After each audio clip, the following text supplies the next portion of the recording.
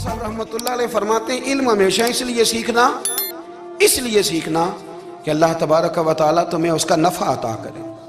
और फिर आगे बढ़ते हैं तो आप फरमाते हैं जब इल्म सीख लो तो फिर ना अल्लाह रसूल से इश्क करना, फरमाते हैं फिर नमाज़ें पढ़ना आसान हो जाएगा, रोज़े रखना आसान हो जाएगा, कुरान मजीद पढ़ना आसान, मोहब्बत करना। और आपने मिसाल दी, जहाँ भी कोई बात समझाते हैं एक मिसाल देते हैं, मिसाल दी।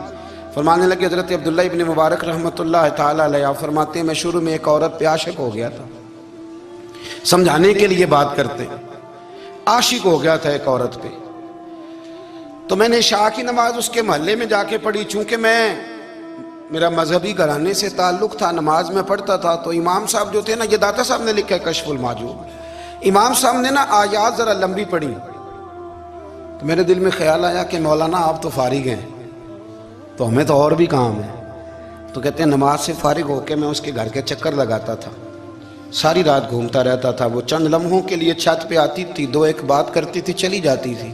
हद ये है कि मुझे कभी उस पर गुस्सा भी नहीं आया और उसका इंतज़ार करके कभी मैं थका भी।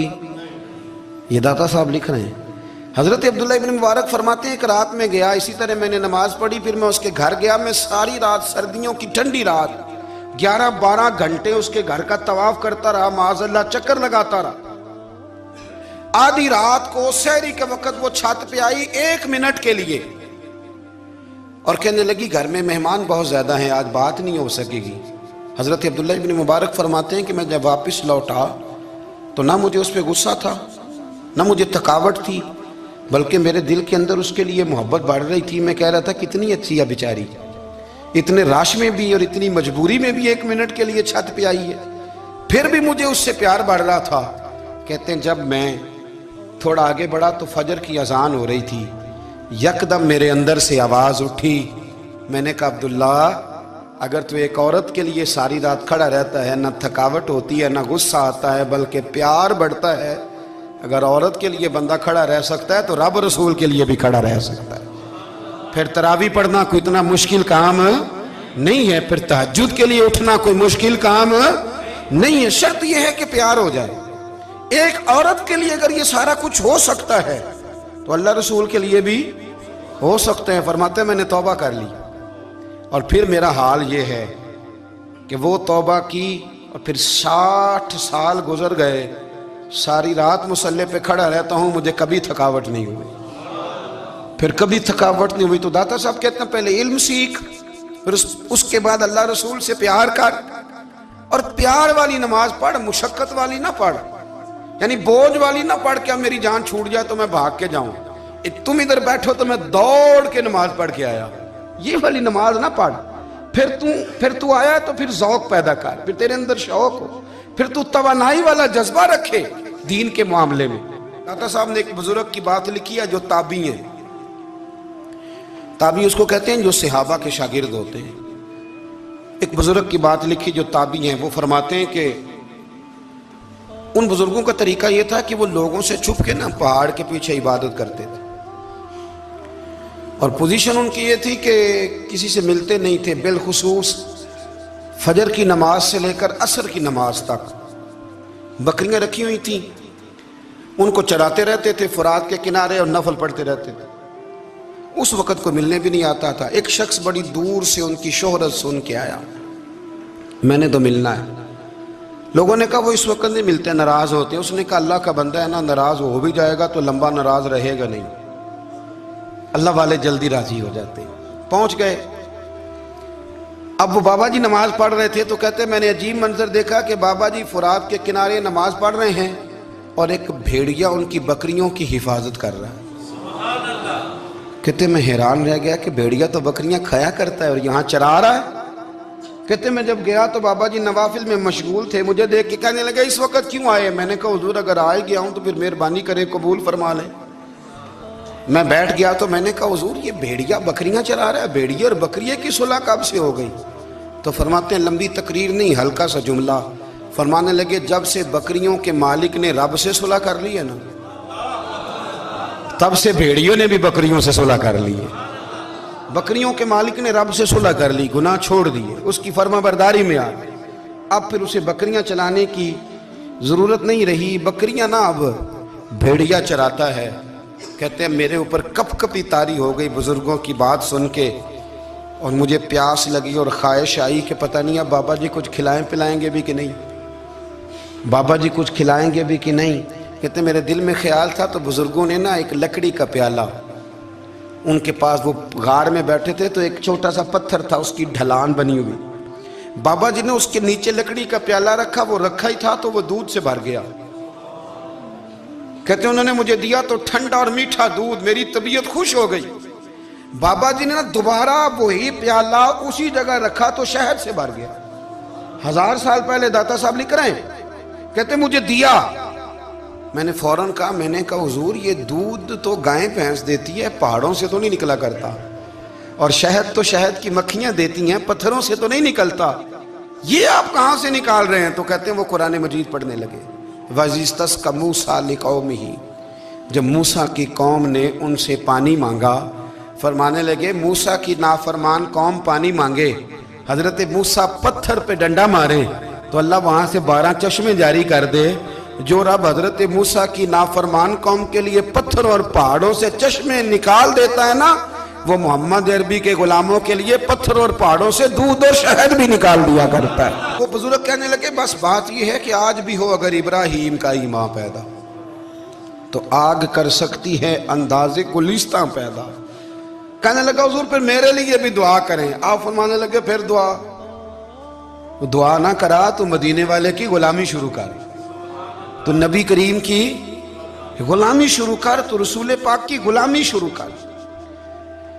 ایک بات علم، پھر فرمایا اللہ رسول سے محبت، پھر فرمایا حضور کی غلامی. اس سے سارے مکاشفات کھلیں گے، اس سے سارے مشاہدات کھلیں گے، اسی سے کرامتیں ملیں گی، اسی سے مقبولیت ہوگی، اسی سے اللہ نبی کی بارگاہ میں درجہ ملے گا. پھر داتا صاحب آگے بڑھتے ہیں اور داتا صاحب فرماتے ہیں صوفیاء کی ایک جماعت ہے جو کہتی ہے ہم نے تو کبھی اپنی زبان پر دکھ بیان ہی نہیں کیے، ہر شے اپنے رب رسول کے حوالے کر دی، ہر شے اللہ رسول کے.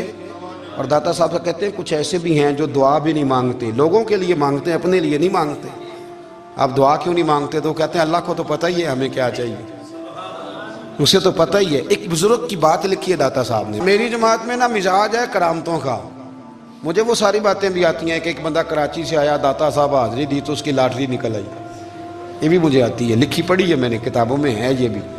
ایک بندہ، یہ ساری باتیں نا آتی ہیں کرامتوں میں، بڑی ساری چیزیں لوگ بیان کرتے ہیں کہ میں وہاں آیا اور میں نے حاضری دی تو موج لگ گئی، یہ ساری باتیں آتی ہیں. ہمارے پرانے بزرگ اور بھی قصے سنایا کرتے تھے، ساری ہمیں چیزوں کا پتہ، پر جو عنوان ہے نا وہ حضرت شیخ ابو نور کہتے ہیں کہ ایک بندہ داتا صاحب کے مزار پہ گھوم رہا تھا، داتا 10 روپے دے، 10 روپے دے، 10 روپے دے. تو ایک بندہ بڑی دیر سے اسے دیکھ رہا تھا، وہ کہنے لگا داتا نے تجھے کیا دینا ہے، ادھر آ میں دوں. اس نے 10 دیے. بندہ بڑا حسین تھا، ہنس پڑا، کہنے لگا داتا تیرے بھی صدقے جاؤں. دلانے لگا تو منکر سے ہی دلوا دیے، جو نہیں مانتا اسی سے دلوا دیے. وہ بڑا پریشان ہوا، میں اور چکر میں تھا، اس نے میرے اوپر ہی جڑ دی ہے بات. کہنے لگا داتا تیرے صدقے جاؤں. تو یہ ساری باتیں کتابوں میں موجود ہیں، لوگوں نے اپنے اپنے مشاہدات جو جس کے ساتھ پیش آیا اس نے بیان کیے ہیں. بہت ساری باتیں قابل بیان ہیں، پر جو عنوان ہے میں اس پہ رہنا چاہتا ہوں. داتا صاحب رحمت اللہ علیہ فرماتے ہیں ہماری تعلیمات ہیں کہ اپنے دکھ درد دنیا داروں سے بیان نہیں کرنے، سوال کا دروازہ لوگوں کے سامنے کھولنا. اللہ والوں سے کہیں گے کبھی کہنا ہوگا تو دنیا داروں سے کہنا. کہتے ہیں ایک شیخ احمد نام کے بزرگ تھے، ساری زندگی کسی کو کام نہیں بتایا، ساری زندگی بڑی مشکلات آئیں، پر کبھی اپنی ذات پر سوال کا دروازہ نہیں کھولا. ایک ایسی مشکل آئی کہ جو حل ہی نہیں ہوتی تھی، کسی نے ان پر کوئی الزام لگا دیا. ابو مسلم نام کا ایک بادشاہ تھا، اس کی حکومت تھی، اس نے پکڑ کے قید میں ڈال دیا.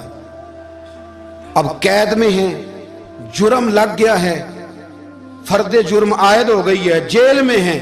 لوگ کہنے لگے حضرت جی اپنی صفائی میں کچھ کہیں.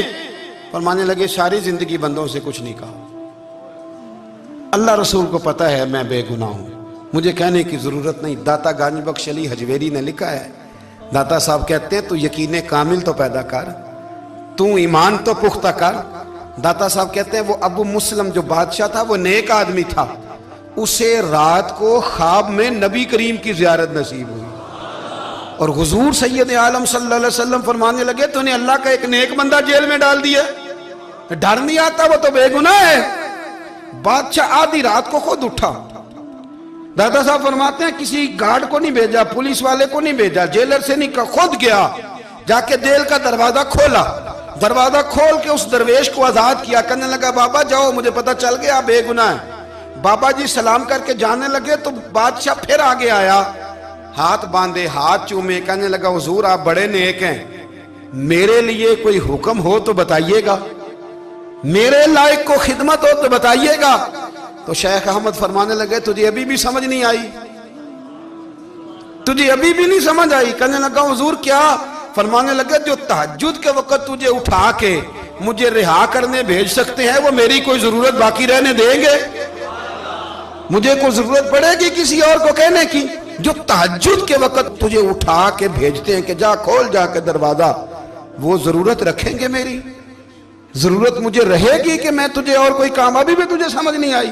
تو داتا علی اجمیری رحمت اللہ علیہ فرماتے ہیں اصل میں ہماری طبیعت ہے، ہم نے بندوں سے دل لگا لیا ہے، دل اللہ رسول سے لگاؤ، کسی بندے سے لگانا تو اس سے لگاؤ جو اللہ والا ہو۔